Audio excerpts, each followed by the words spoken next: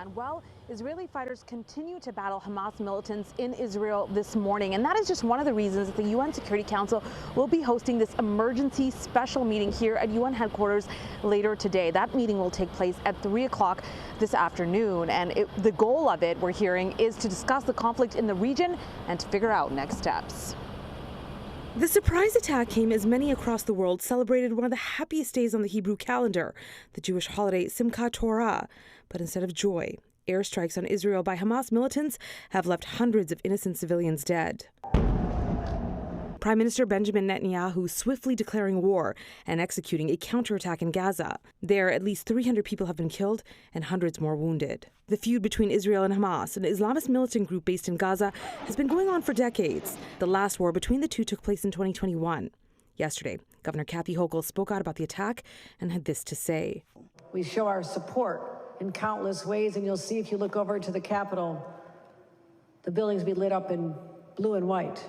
It's a simple symbol, but it's a reminder of the tight bonds that have always been there between New York and Israel and always will be. Meantime, Mayor Eric Adams says the city is beefing up security in Jewish communities, but adds there's no current credible threat. Our administration is also in touch with Jewish leaders across the 5 boroughs.